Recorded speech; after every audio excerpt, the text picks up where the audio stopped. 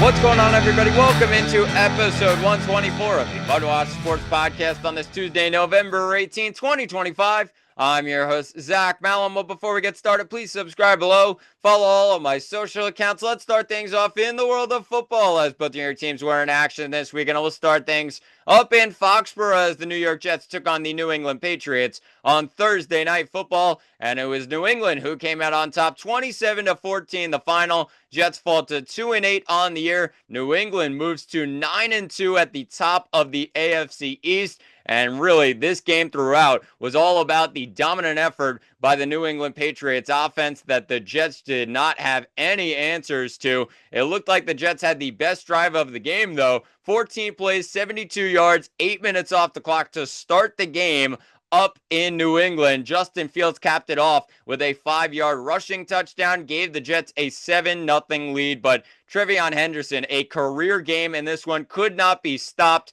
and had a monster effort with 2 rushing touchdowns in the second quarter to give New England a 14-7 lead. He added onto it with a touchdown reception early in the third quarter to give New England a 21-7 advantage. Jets did have an answer, their only answer, with John Mechie catching a 22-yard touchdown reception, and Justin Fields got it to him 21-14. It was in favor of New England. At that point, they added a couple field goals, and 27-14. New England wins this one, but Justin Fields had another dreadful game at quarterback. When you look at the timely throws, they were non-existent. 15 of 26 in the game, 116 passing yards, and just the 1 touchdown pass to John Mechie. 116 passing yards in a game that the Jets really trailed for 2.5 full quarters. That's just not possible. When the Jets need to come back in games and find answers,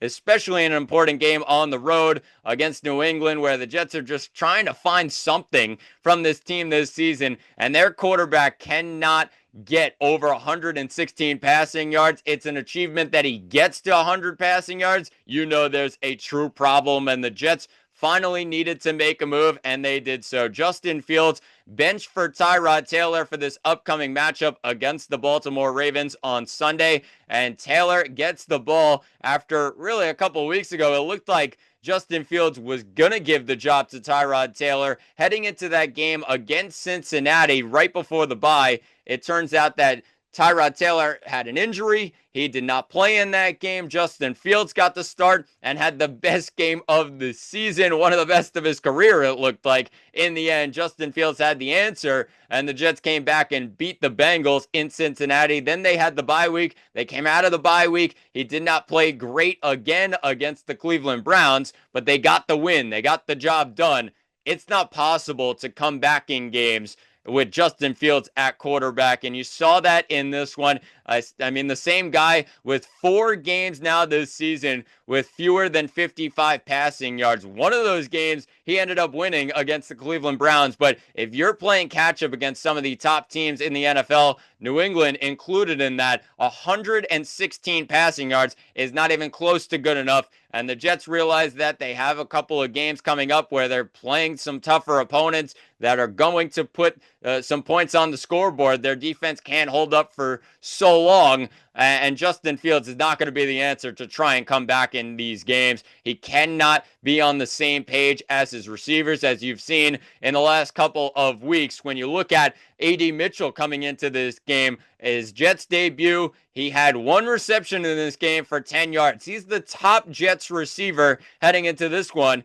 6 targets in this game. The top target in this game, 6 targets in the end, only 1 reception. Some of that has to go on the quarterback, and Justin Fields was not good in this game in the end. That's the reason why the Jets lost. They could not get anything going in the passing offense. New England had every answer possible in their passing game, and the Jets comfortably lose this one by 13 points in a game where they trailed, like I said, for over 2.5 quarters. And Justin Fields did not have an answer with his arm. He's a great mobile quarterback. He's great when he uses his legs, but the Jets do not need that when they're down 10 plus points in a game. They need his arm to get them chunk plays down the field, and he's just not able to do that. He hasn't been able to do that throughout his NFL career, and that was the downside of getting Justin Fields. Great when he uses his legs and the Jets are up in a game. They use him, they use Breece Hall in the run game, but they don't need that. And 67 rush yards is all great and stuff with a touchdown in this game against New England, but they lost by 13 points. So he needs to really work on his arm strength, his chemistry with his receivers, and that's really going to be the deciding factor for Justin Fields as long as his NFL career goes, as he's benched now for Tyrod Taylor going into Week 12 against the Baltimore Ravens. We'll see what happens, but we'll preview that game. Jets at Baltimore. We'll preview that game on Friday's episode. On the other side of New York, the New York Giants were also in action this weekend. This one was up at MetLife Stadium as they hosted the Green Bay Packers on Sunday. And it was Green Bay who came out on top 27-20. The final, the Packers moved to 6-3-1 on the year. Giants fall to a dreadful 2-9, and Jameis Winston looked to give this Giants offense a spark with no Jackson Dart at quarterback. They also looked at Mike Kafka to find a spark for this Giants offense, for this Giants team. The game after the Giants decided to fire their head coach, Brian Daboll, after 4 seasons, and Mike Kafka tried all he could, but the Giants did not figure out their fourth quarter problem. They had a couple of leads in this game, 7-0 to start it. On the opening drive, Devin Singletary ran it in from 5 yards out, 7-0 Giants, and then the Green Bay Packers had some answers. Christian Watson, a 1-yard touchdown catch, and then Emmanuel Wilson with an 11-yard touchdown run. With Josh Jacobs not really available in this game, dealing with an injury, the Giants responded with the run game of their own. Devin Singletary, his second rushing touchdown of the game, just before halftime, but then the Packers in the passing game were dominant. The Packers ended up finding Josh Whyle. Jordan Love did midway through the third quarter, 19-13 Packers. The Giants had an answer, though, and had a lead midway through the fourth quarter. Jameis Winston, a QB sneak, caps off a 15-play, 85-yard drive that took almost 8 minutes off the clock. 20-19, the Giants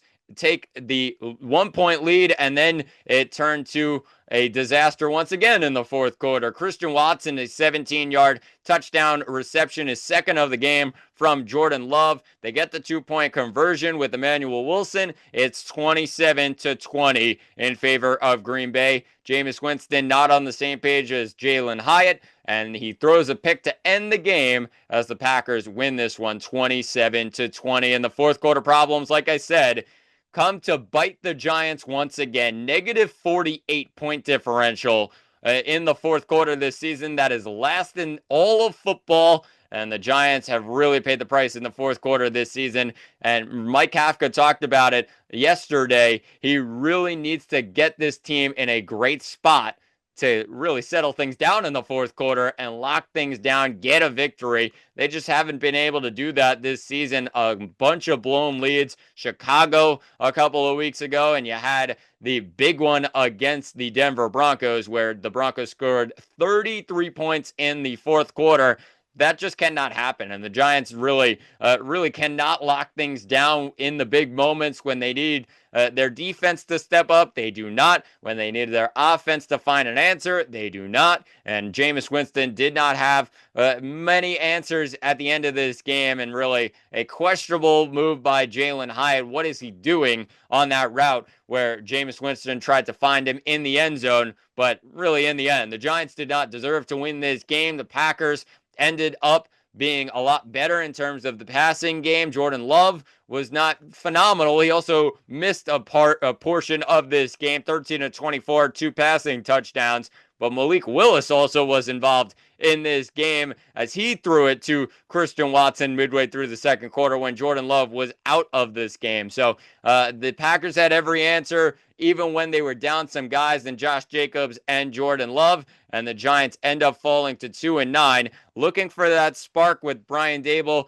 out the door, and they just do not get it. They have the toughest test, one of the toughest tests of the season coming up next week as they head to Detroit in the Dome at Ford Field to take on the Detroit Lions, who are hungry now, coming off of a loss to the Philadelphia Eagles on Sunday Night Football. A lot of storylines also coming out about Abdul Carter missing a walkthrough, and really because he was sleeping is the report right now. Don't know if that's entirely true, but the Giants have to really settle things down, get him in good shape, Abdul Carter, who's had a disappointing rookie year by the standards that he was coming in. I mean, this is a guy who was looking for Lawrence Taylor's number when he came in to MetLife Stadium looking to be a New York Giant. I mean, you cannot respond with sleeping through a walkthrough if he did that. And really, it's just a bad situation right now for this Giants team. They have to settle things down. The media is all over them.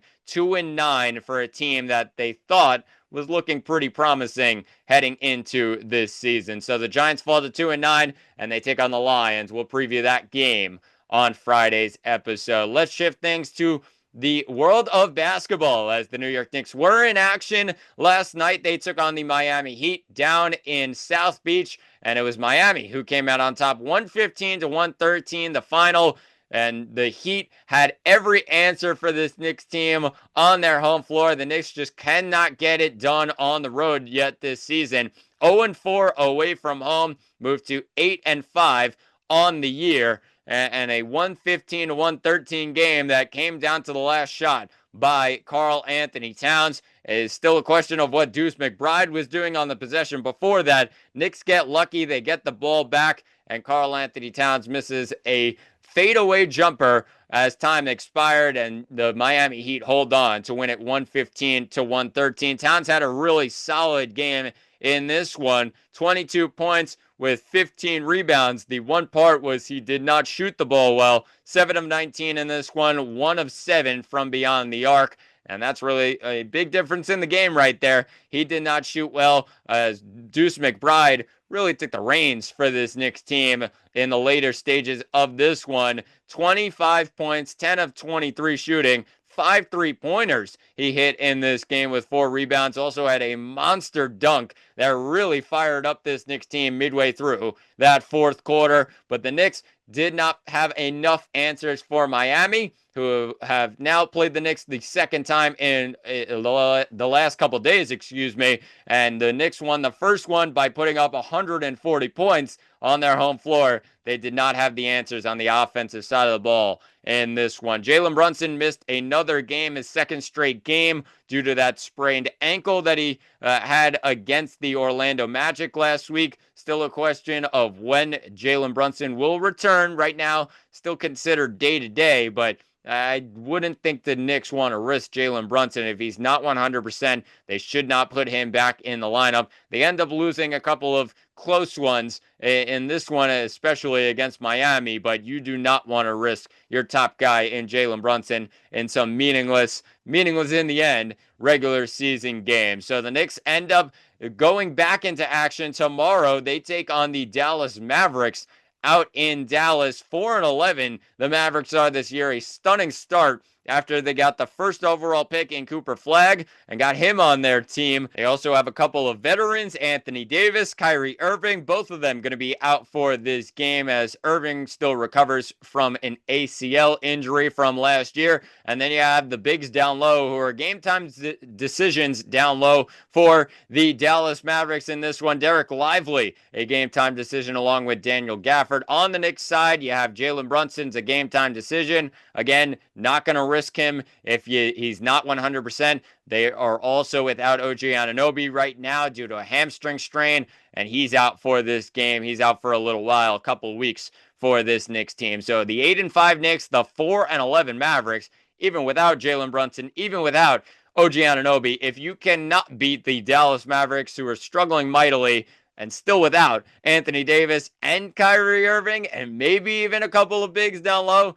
yeah, the Knicks should win this game. And if they lose it, they're in real trouble in my mind. Their depth has to be good in this game. They don't even have to be great, and they will still beat the Dallas Mavericks. Make sure you tune into this game. 9:30 tomorrow night as the 8-5 New York Knicks take on the 4-11 Dallas Mavericks. And let's finish things off in the world of college basketball as the St. John's Red Storm were in action this weekend. They took on the William and Mary Tribe. They beat them 93-60. St. John's 13th ranked in the country, and coming off of that loss to Bama the weekend before that, they end up getting the victory 93-60, a dominant outing in which you saw what St. John's is able to do on the defensive side of the ball, something you did not see the week before that against Bama. St. John's had every answer in this game on the defensive end. They end up forcing 24 turnovers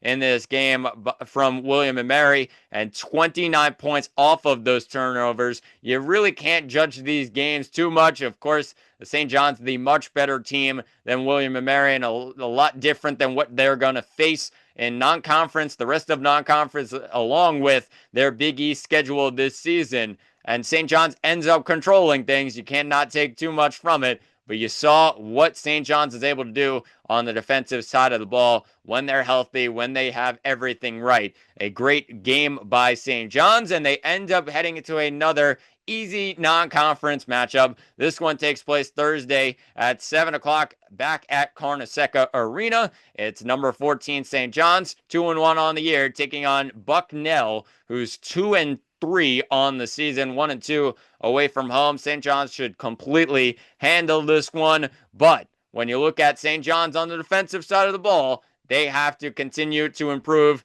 game after game after game under Rick Pitino. If they improve defensively heading into Big East play, this is a team to be reckoning with in the month of March.